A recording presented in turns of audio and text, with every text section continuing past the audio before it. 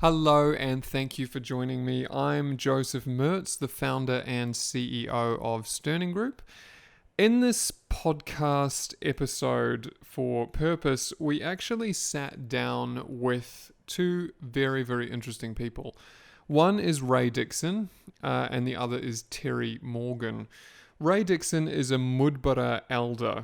He's a keeper of the country, or what we like to say, a traditional owner.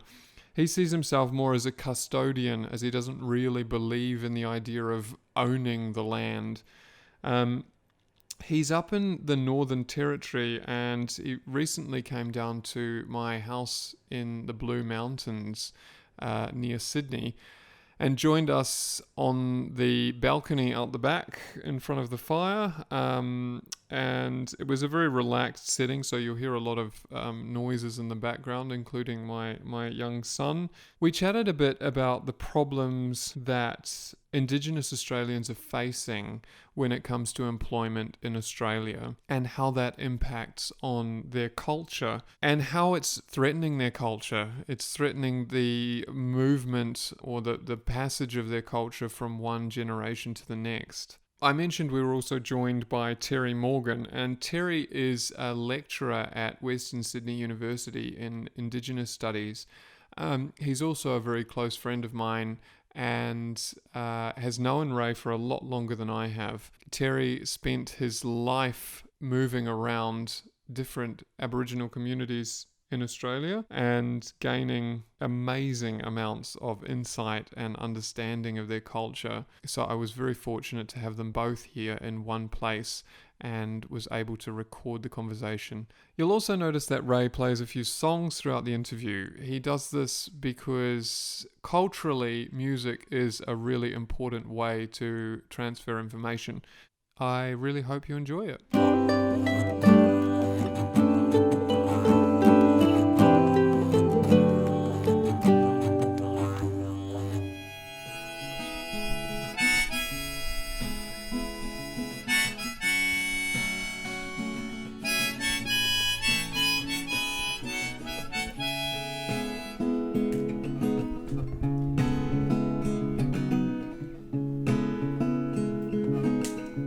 Nganya kira, nyuninya kira, bali kuri kena, bali kuri nyangalu, nginyanga ngora,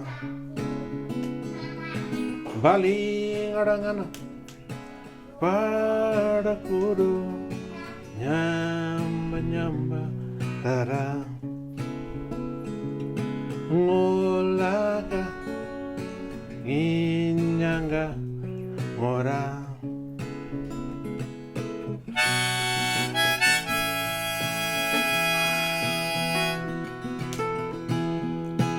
Palawa muju garing-garing Balawa muju garing-garing Abala pali Guri kaina larpama Abala pali Guri kaina larpama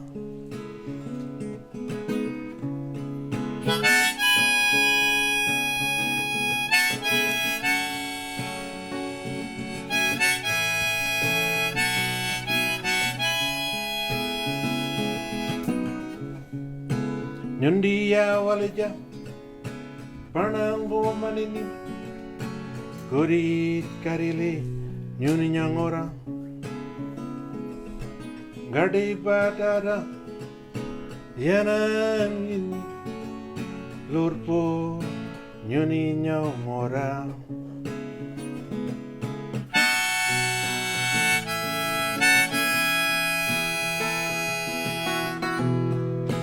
Palawa muju garing-garing Palawa muju garing-garing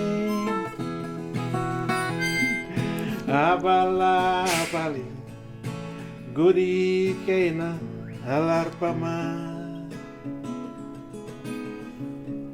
Abala pali Guri kena alarpama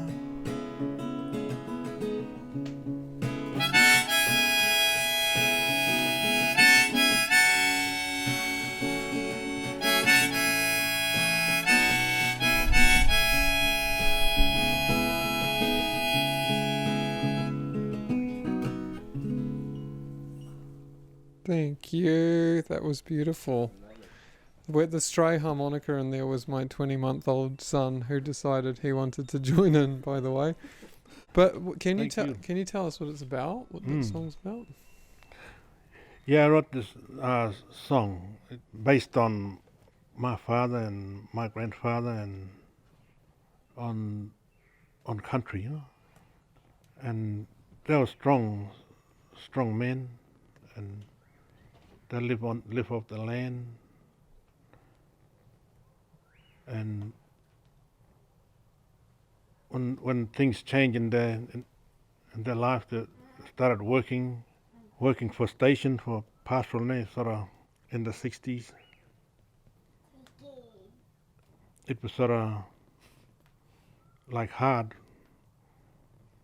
for them to go back to their country, you know, and do normal stuff, you know, like gathering bush tucker.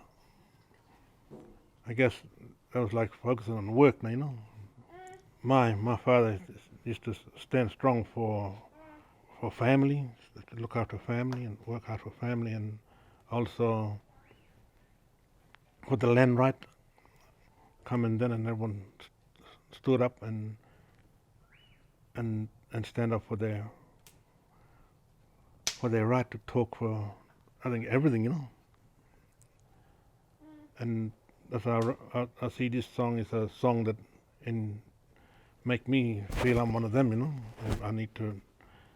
I'm responsible for things now, and I have to do the same like they done in the past, you know. Stand up and talk for your right, and yeah, and I guess show other young people my age or middle-aged people and young people that they need to stand strong in this age we are, you know, because there's a lot of things are happening right now. And for instance, we got fracking now, you know, mining company coming in and gonna dig up our country and get gas and oil and damage our water and poison our water and stuff like that. Yeah, that's what this song is all about, encouraging young people to get up and tell them who you are, where you're from. You speak your language, you know, talk your mother tongue, your father tongue, talk, and your ngora, your country, where you're from, tell them. You don't have to be frightened, you know, because we carry that identity, you know, within ourselves and with our language and our culture. What sort of ways do you think that young people can stand up and demonstrate that?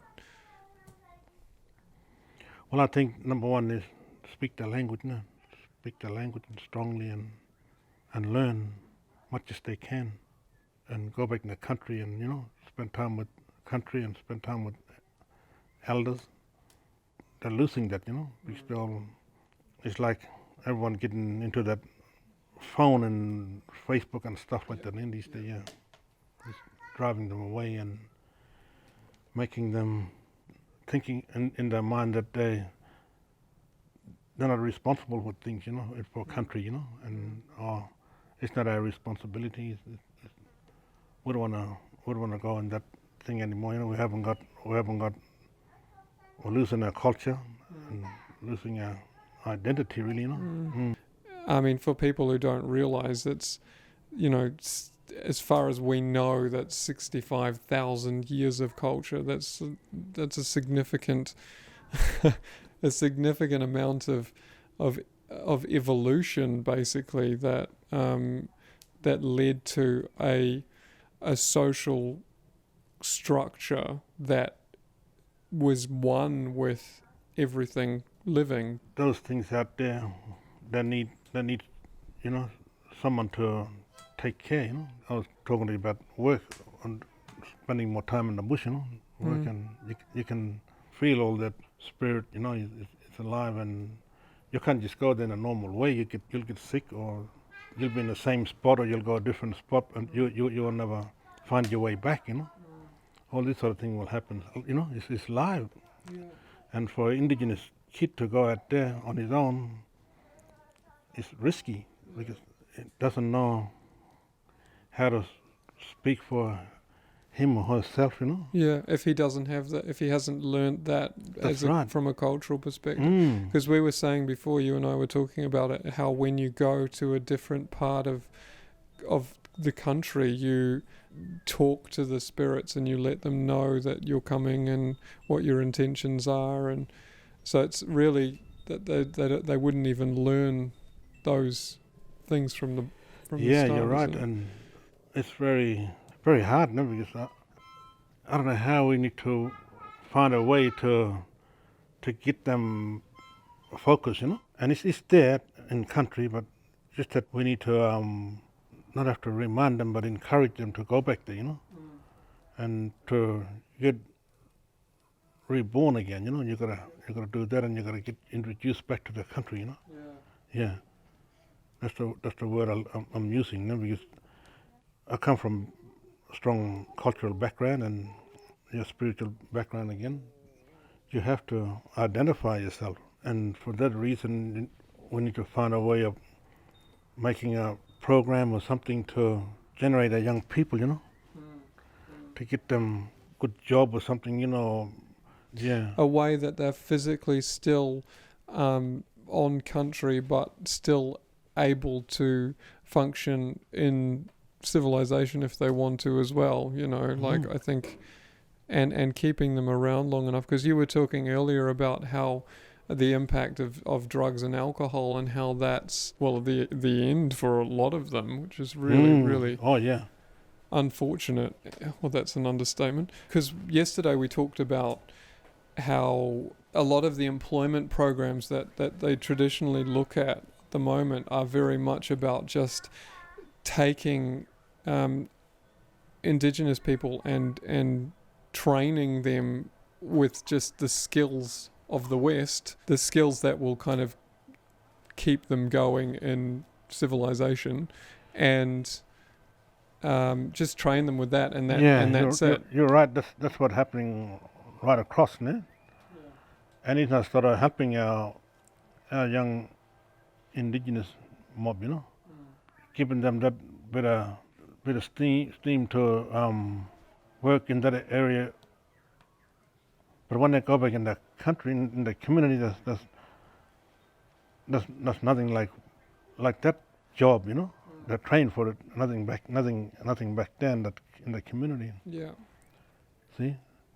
So it's basically making that problem, in a lot of cases, is making it worse, because they're being trained to leave country, and then and they're not around to learn the cultural things. Yeah, you can learn someone how to use hammer and nail, you know, and or electrical thing like drill and that, but they'll do it in for their training, building a house. But when you send them back home, and they got no one to help them keep going doing that, they'll just drop everything down, you know. Yeah. Yeah. And if there's a program happening then, or there's a building team come across, that might encourage them to work more, you know. Yeah. But if they don't have that, they just lose their skill, you know, and just that they'll just go back, and they'll find it that it's no use to do that again, you know, because they're gone back to alcohol and driving them go back in the same old thing, you know. And it was the programs we talked about yesterday as well that seemed to be working quite well were some of these ranger programs, these Indigenous ranger programs. Well, yeah, it's pretty big now in Central Australia, desert country, and top end, I think, further north.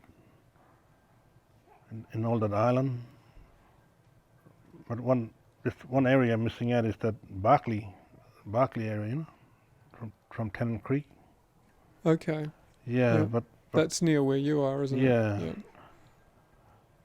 But it should be right across, yeah, Ranger, because everyone, you know, is connecting to that country, you know.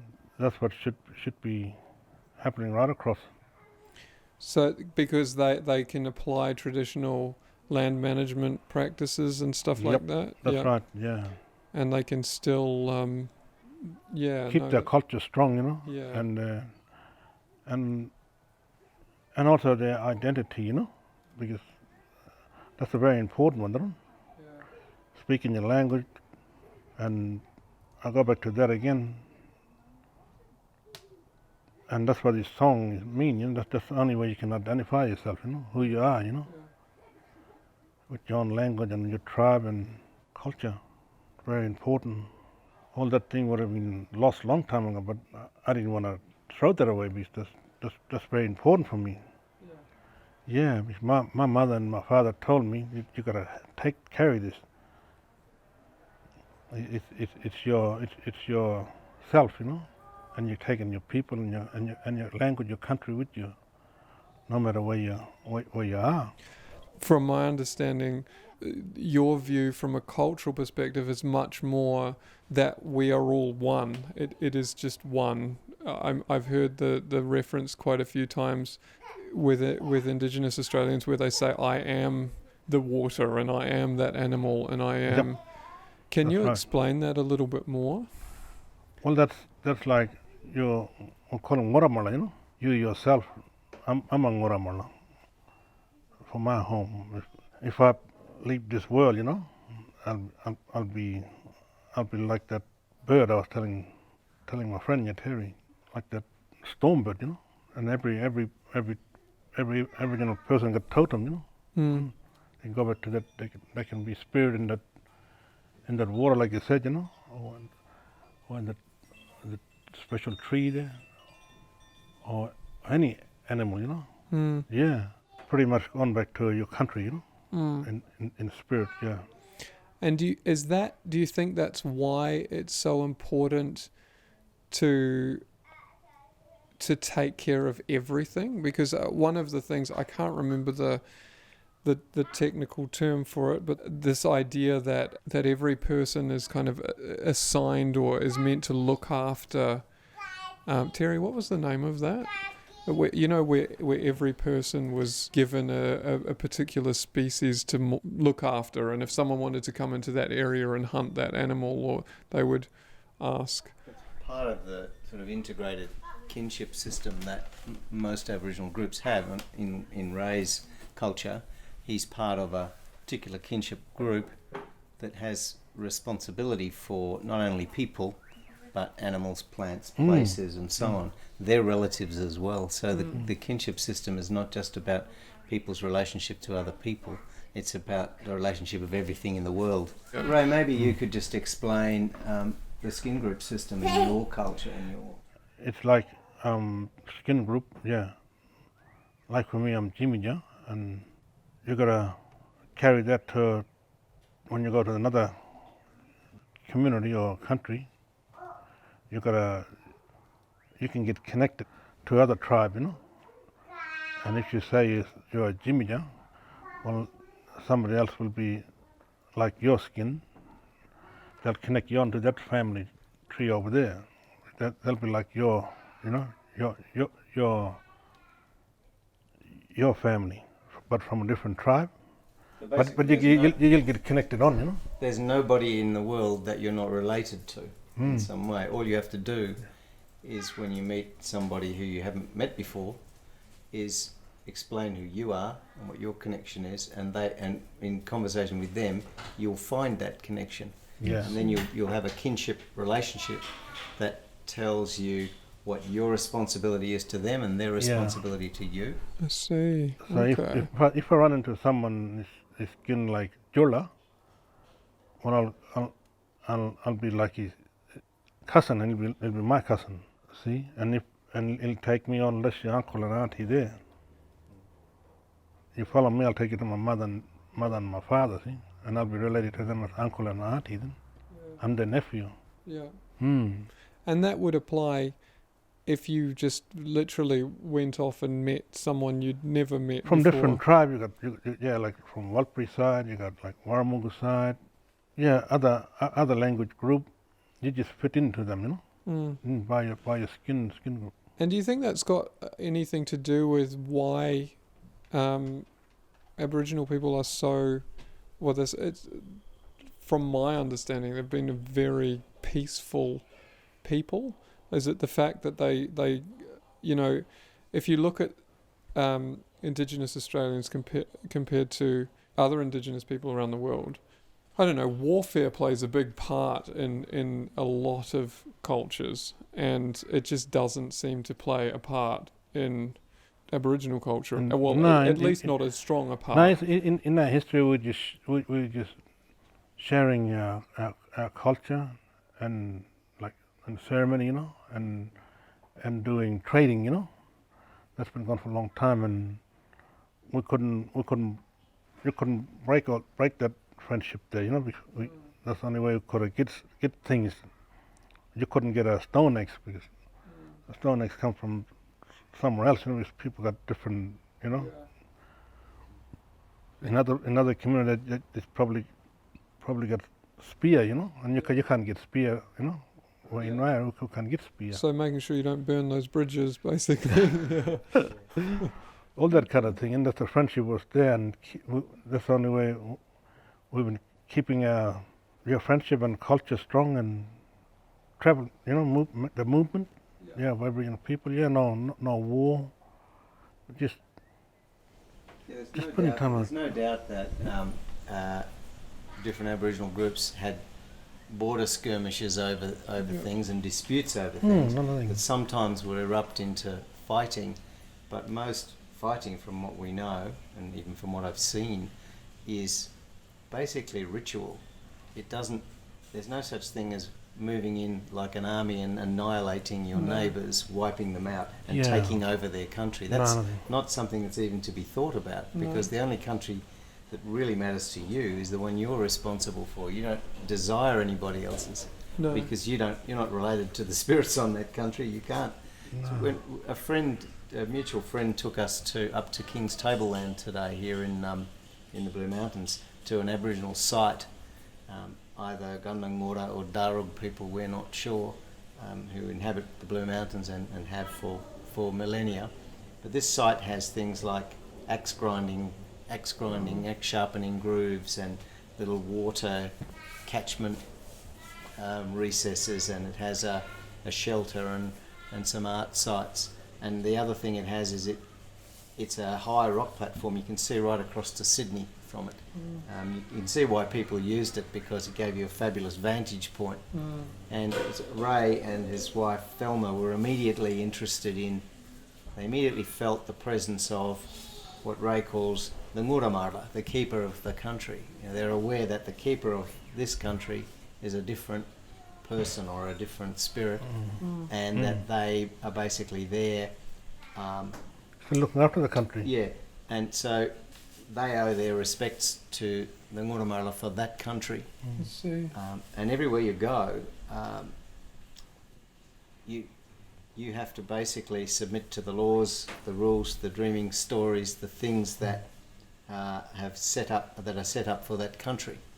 If you're a stranger in someone's country, you have a responsibility to obey their law and to listen to them. And it's been mutual amongst Aboriginal cultures and language groups for as long as like instance of Terry Nagana is connected with me now on the Mutparamop, and for him to go and walk around in that country, you need to get me or my brother, you know, or my nephew, and we have to go and talk the country and talk to our ancestors, you know, to look after this guy, you know, and he's here to do something good for us, you know, like to keep our language going strong and teach all the little kids.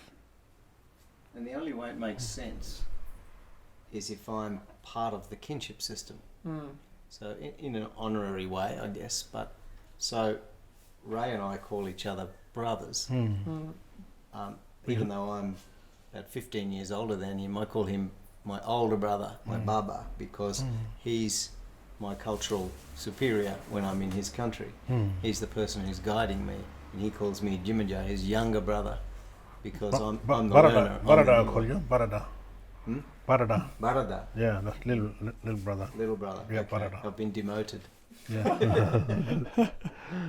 You gotta learn that one, Barada. Yeah, yeah. So, But that's Aboriginal people across the nation get connected. Yeah. Yeah. To sort of bring it back to that question, you said to me once that even if things did erupt into fighting, and it was usually the first person got hurt and it was all over.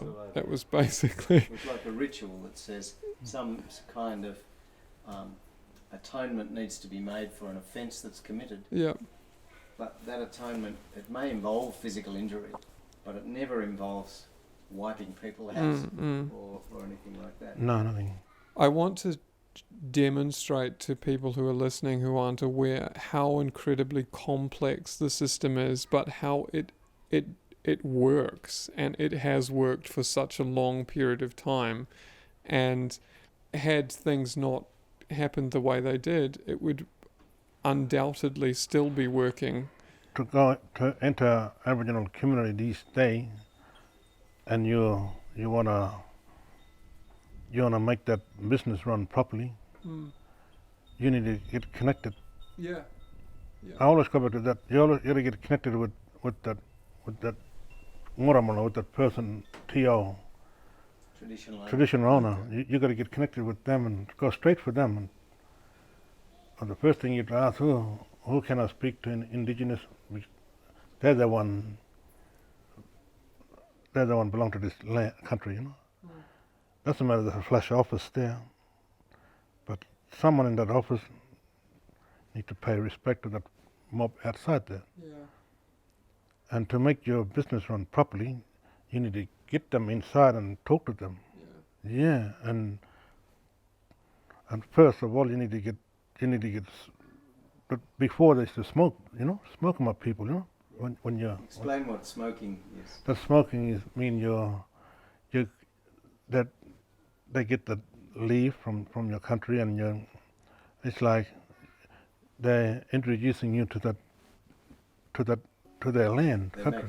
Make a fire. The smoking, you make a fire, get the leaf, burn them, and it's like a welcoming thing for you. They pass the smoke over you, so you are bathed in the smoke, making the smoke, and that, in a sense, purifies you or inducts you into the system. Into that country, then into that land. But before that T.O. Ngoramala got to speak, talk in his language, to speak out on the other countrymen, other family, that you're gonna be working here and helping them, and it'll be here for a long time, and if you're gonna be there for 5-6 years, well, you need to get connected, in a good way. If someone just go from here and just straight into office and just don't do that, well, things are gonna get rough, and they're gonna lose respect, really. Yeah. Are there any things aside from the ranger programs that you think would work, or things that companies could do that would help Indigenous Australians to stay around long enough to learn the culture and to be in a position to pass that on when the time comes? It's kind of a hard question. Hard question, yeah. Listening and also to work and make a living. Yeah, exactly. Yeah. To work and make a living. Well, I told you earlier, you get introduced to the country again. But also, you need to. Aboriginal people will look for like art center. Yeah. They can bring all that back in that country, and they can work strongly and closely in that area.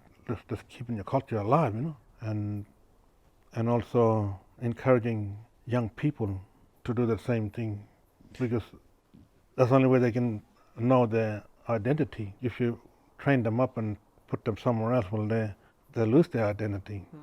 But not lose it. They'll be with them, but it'll be sort of quiet there. But language will be not spoken properly. Don't have, things like that. Really, language. I think what a lot of people don't realise, they talk about education being the answer to things, and they think in terms of a Western education. But a Western education involves, in the case of Ray's family, kids can go to the local primary school, but once they get to secondary school age, there's no option but for them to go to boarding school, which takes adolescence at that very important time of their lives and their traditional learning out of the community to somewhere else for a large part of the year. And so their traditional education, which takes place basically 24 hours a day, 7 days a week, all their life, never stops. It's not normally done. Some of it is done in terms of formal teaching, but a lot of it is just interacting with their elders, copying, learning, participating. That gets interrupted severely, and so they are, in a sense, educationally retarded by being sent to school. And there's no easy answer to this, I know, but Aboriginal people are subject to the laws. They have to send their children to school, even when their kids in the community go to primary school for 6 hours a day. That's 6 hours a day where they're mostly in an English-only environment. They're not speaking their language. They're not interacting with their elders and reaffirming their culture and their identity. And it, in a sense, and this comes from someone who's been a school teacher in Aboriginal communities for many years, and it took me a long time to realise that in many ways what I was being was a cultural vandal, because I was part of the system that was removing kids from what they needed to be in contact with continuously. There are no easy answers to that one, but and Ray and his wife grapple with it all the time. Aboriginal people can learn so much, and you can push that girl to university, but it's not gonna go for his goal. His goal is back in his country. You're always gonna remember that something very important back there. You got kids from age 18, 19, or could be 16, 17, upward. Just gone to school and they just come back in town and roam around in the street. They got nothing to do. And they're disconnected from the continuity of the culture. But the other thing is that adaptation is being made, and Aboriginal parents they feel strongly about getting their kids a formal Western education as well as a cultural education, but it's literally impossible in many ways for them to do both. And they compromise and they juggle things around, and they care about their kids, so they try to do the right thing, but they're not being given enough options. Our educational system, like our employment system, is extremely rigid. We think of it in terms of taking kids out of their families and putting them in school for 6 hours a day, or sending them to a boarding school for X weeks of the year. In the similar vein, employment, we think of it as going to an office or a factory or a shop or a work site for a particular part of the day and then going home. So there's that concept, that deeply ingrained Western concept of, as the union movement said it in the 8 hours movement, 8 hours work, 8 hours recreation, 8 hours rest. Which sounds like a lovely formula, but it's basically based on the factory system. And the factory system is alienating and disruptive of family and community life, ours as well as Aboriginal community life. And I think there are other models. And one of the things that I think we could be thinking about now in this world of increasing automation and the loss of those old-fashioned menial entry-level jobs is maybe something like a universal living wage for people, so that people could survive without going to formal work. But if they want to go to formal work and earn more money, they can. It doesn't stop them. They don't lose their universal wage. But we have to start thinking of things that are different. The solution's got to be something different. It's got to be something different. A couple of hundred years it hasn't worked. No.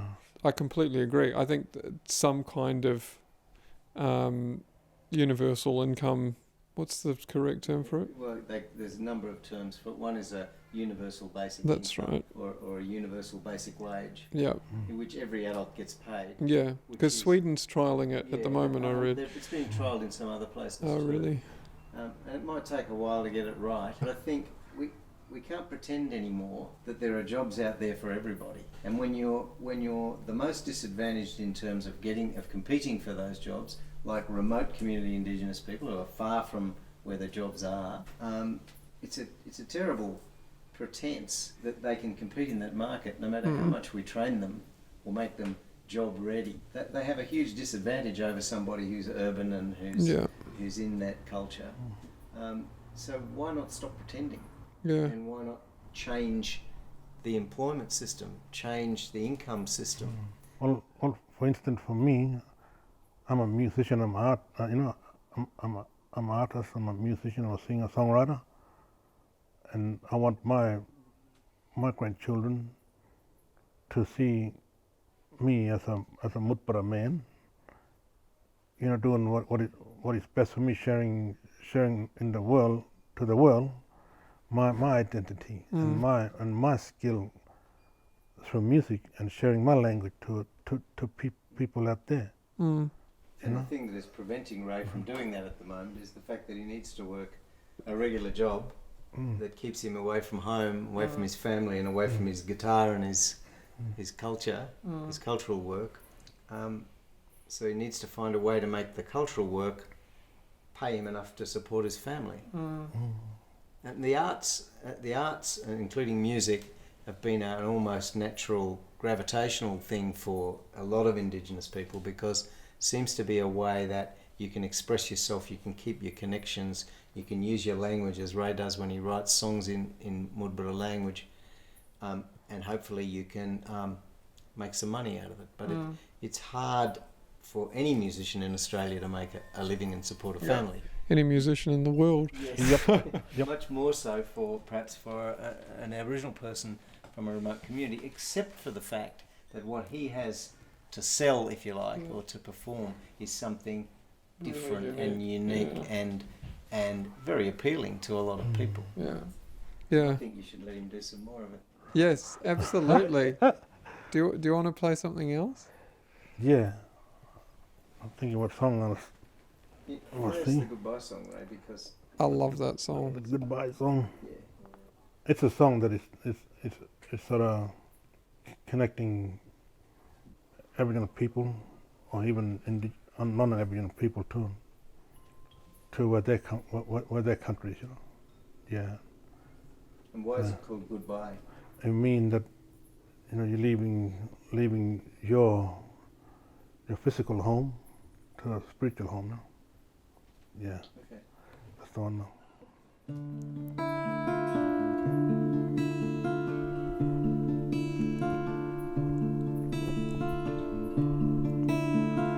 Gambara Panlurpo Yandoro Nyuninya Ngora Guri Kaini Guri Kaini Lorpo Panyandoro Pan ngadangan ini Nyuninya ngora Nyuninya ngora Pada kurung ngora Panyandoro Lorpo ngoranga Pada kuru kini Pada kuru kini Pada kuru kini Gambara pan lorpo yandoro nyuninya ngora kuri kaini kuri kaini lorpo pan yandoro pan ngadangan ini nyuninya ngora nyuninya ngora pada koro ngora panyandoro lorbo ngoranga pada koro kini pada koro kini pada koro kini.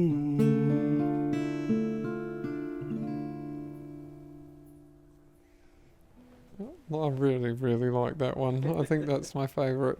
Thank you. Thank you. Thanks for that. Ray sang that for us yesterday.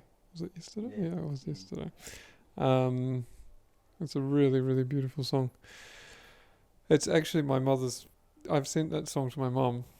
I sent a YouTube video of it, and she said she cried the whole way through it. So,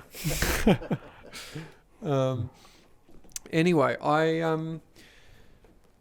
because I'm from New Zealand, so I've seen how the New Zealand government has kind of dealt with their relationship with New Zealand Maoris, and it was pretty early on that became quite a point of sort of. Well, Terry explained it really well the other day, which is that New Zealanders have embraced it as part of their culture. It's actually the New Zealand culture now is kind of like this mixture of both, and it's by no means perfect at all, but it works quite well. And I think the thing that I like about that is that it's allowed the Maori people to, and my wife is Maori, so I should say Maori, but it's allowed them to take the best parts of the Western culture and still keep their culture because of that kind of national pride side of it. So it means that from a tourism perspective, there's a lot of opportunity for Maori people to demonstrate their culture and make a living off it. And so but I mean, New Zealand's basically primary source of income is tourism, isn't it? I think it is. Yeah. So they're fortunate in that sense, but I can't help but feel if that was the case in Australia, if Australians adopted Aboriginal culture a lot more, there would be a lot more opportunity for young Aboriginal people to practice their culture and make a living from it, but not in a way that it becomes commercialized. I think that's the problem in New Zealand. It's become commercialized to the point where how true is it to their real culture? Yeah. Can I just tell you something that the New South Wales Aboriginal activist Charlie Perkins said once, that, and he led the freedom rides, of course, into Western New South Wales to challenge the segregation of Aboriginal people in country towns and things like that. And one of the things he said that I came across in a book I was reading was that if only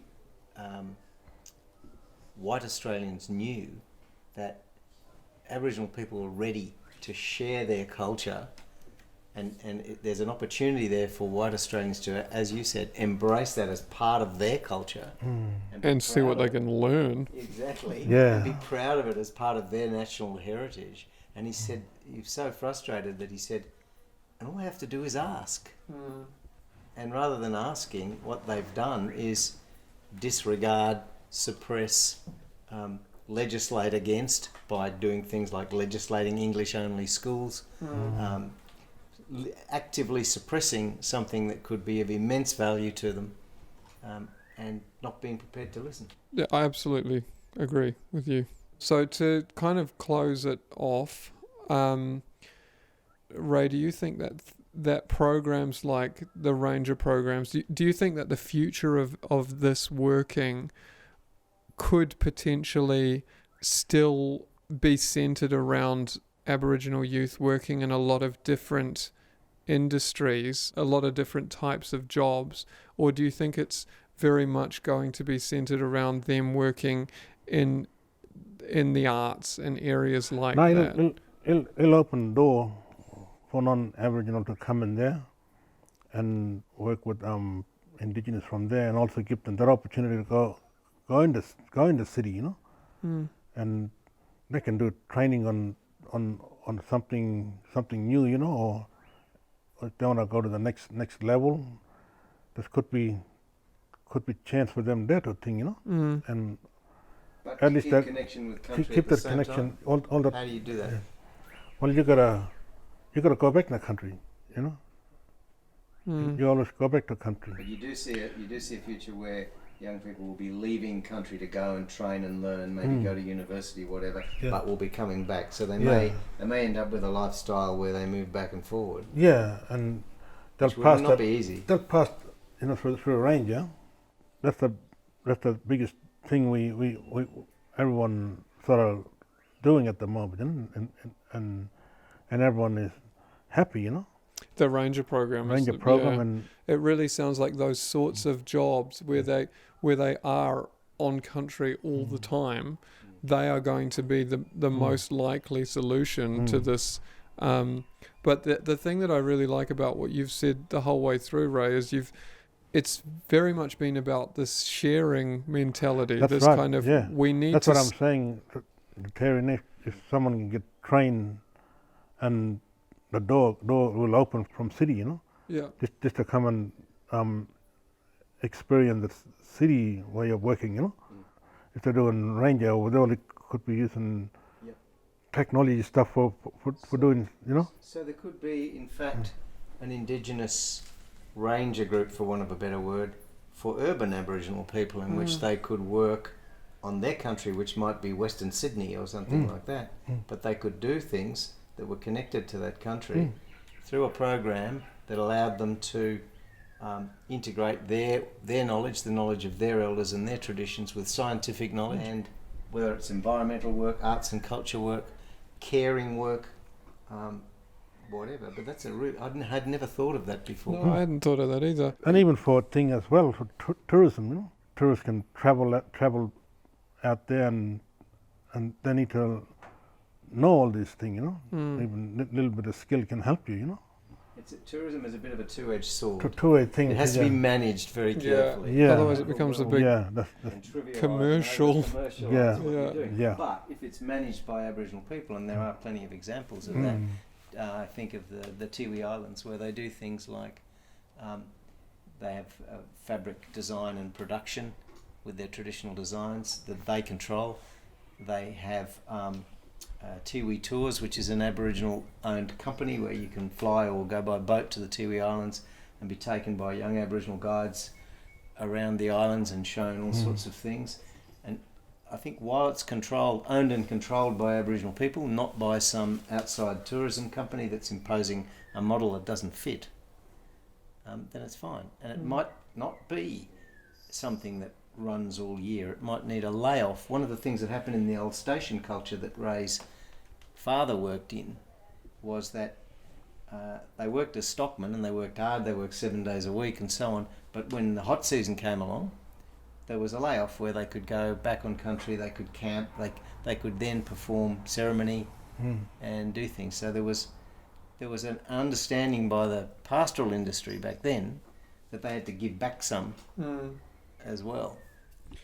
That's interesting, because if you think about the future of the future of work as we know it, as we kind of can see it at the moment, it's like something like 60% of the US workforce will be freelancing by 2020. So it definitely won't be the way that it has been and the way that it used to be. It's institutionalized. Yeah, and I think that will only open opportunities for this.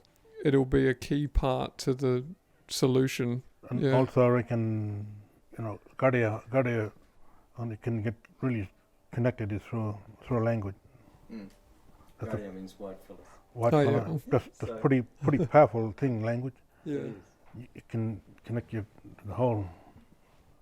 And Ray's daughter Eleanor said to me sometime, and she's a singer and a songwriter herself and a performer, a very talented young woman. And she said to me that she explained to me that language is deeply connected to country and to people, to the people themselves, and to the world and to the supernatural world, and that you can't divorce it from that. So there's a kind of holism about that. So one of the reasons Ray is so concerned about his language is that the language is kind of like the canary in the coal mine. If the language is dying, you know that things are falling apart. If the language is not being transferred to the younger generation, there's a whole interconnected lot of stuff, cultural stuff, that's going to fall by the wayside. It's a really, really complex situation, and one that is definitely going to need a lot more government support, I think, as well, in a lot of ways, and a lot more awareness of what, I mean, last night we were all talking about this again, and before we left, Terry said as a joke to Ray, why didn't you tell us, like implying that when white people first arrived, why didn't you tell us you knew so much? And Ray said, why didn't you ask? Everyone needs to be aware of how much we can learn here. That the majority of Indigenous people in Australia, Indigenous people are about 2.1 or 2.2% of the Australian population, but the majority of them don't live like Ray on their country, speaking their language. The majority of them live in cities and towns and are often not on their own country, but they still understand that they have an identity as Indigenous people, and they want to preserve what they've got and they want to learn more. But you can't make a blanket consideration or a blanket rule or program for all Indigenous Australians, because they're not one culture. There are a whole variety of cultures, and they have a lot of things in common. I like to think more in common than they have differences, but they are different in many, many ways. It's just such an interesting topic. It's one that I have just gone around in so many circles with in my mind as well. Now, if a business person want to be connected in the Aboriginal community, that's the first thing you need to know.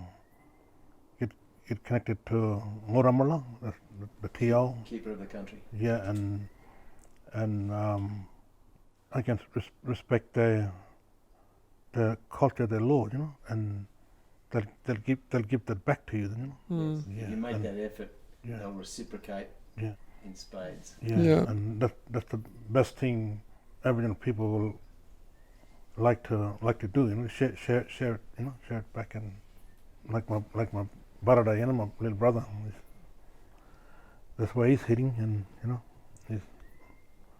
I think he's in the right track, but it'll take long time, But there's no shortcut. No, it's a long road, and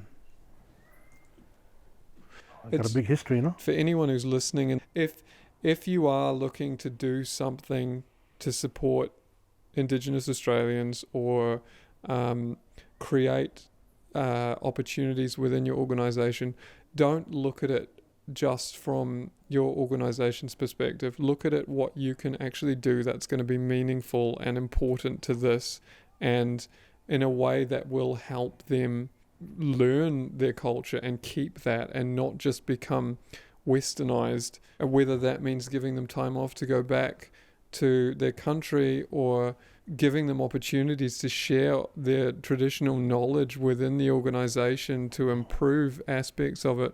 Because if there is one thing that the future organizations will be, it will be, they will operate much more reflective of nature. They will be far less kind of hormonic than we've got at the moment.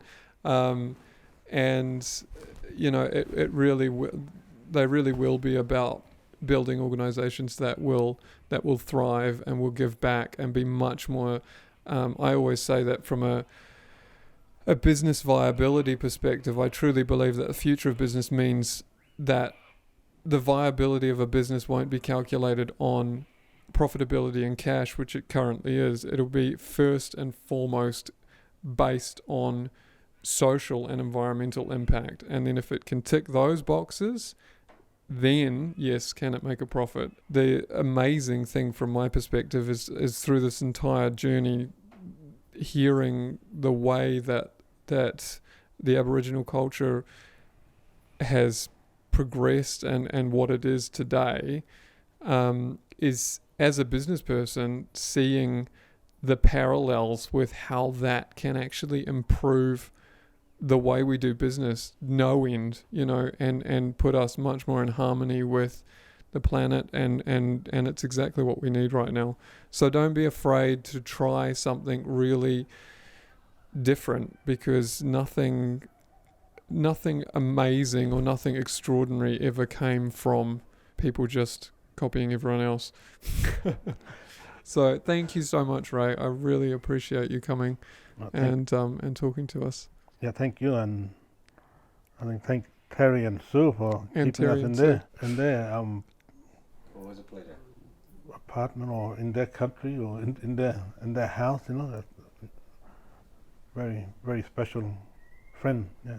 Yeah. Do you want to play another song? Yeah, I'll play another song. Only if you want to. No pressure. Yeah, no, that's all cool. Terry can join me in this one too. I'm going to put some more wood I on the need fire. more. I think this song will fit in, like it's from far away, you know.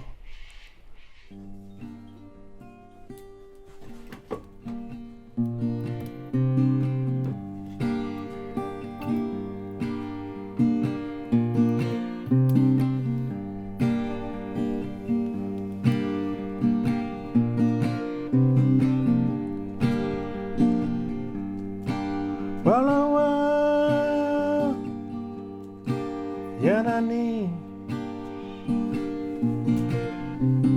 Ginya Kura Win me Kuri Ginyama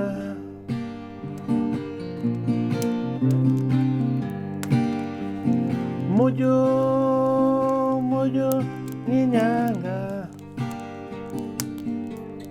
Kambarama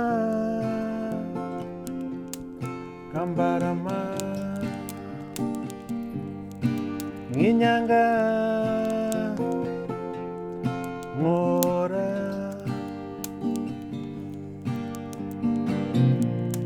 Karingolo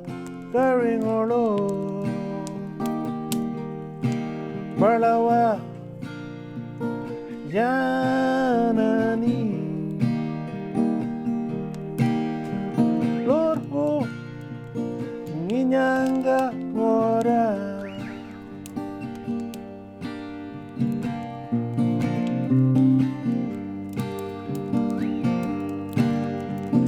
Bali Yanara Mojo Nginyanga Ngorama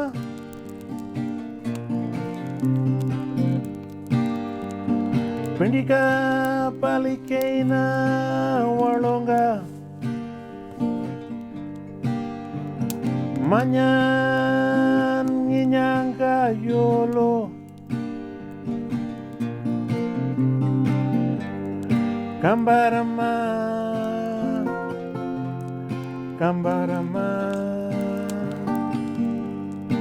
Nginyanga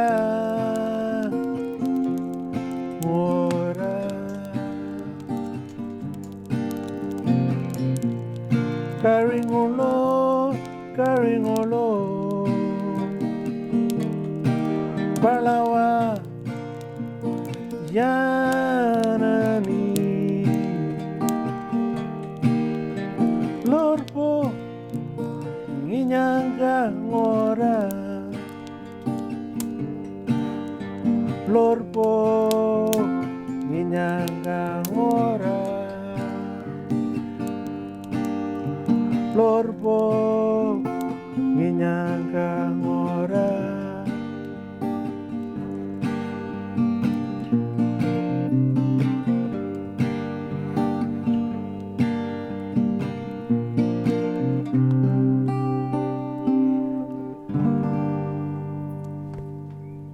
That's beautiful. Really beautiful. I've got a new favourite. What? Can you tell me what it's about? That one? I think for me, I think Before Ray starts, you'll hear some of the same words in every song he sings, because every song is about home and country and belonging Yeah, and family. you're right, Every song. and this song is based on what we just said, and I wrote this song with Aboriginal people. We come from long history, That's an understatement. and when my ancestors, my grandfather, my father, my mother walked on this land before all these things ever come. No one can say we've been sitting down on the tree. We was working from the day we were born in this country. We was walking in the country, was hunting, feeding up people, feeding us, doing everyday life thing. We come from that background, walking land from country to country and walking to water hole, just to be in harmony with country. And this song remind me we come from that far to this day, and where I'm sitting there. And we need to be connected, and the world need to get connected with us. I really like that because I think it's so crazy that we created this concept of money and now we work for it. Like we work for something we created. And you said that from the day you're born, you're working and you're working on what is truly important, which is family and food and taking care of the land. And I always think that how we're so out of touch with that stuff. We've created that concept of money. We now work for it all day. And then the things that are really important, like nourishing our bodies and looking after our families and all of that, that's the stuff that we try and jam into these little bits of time that we've got left. And they're the really important things. So I really like it. Thank you. Thank you.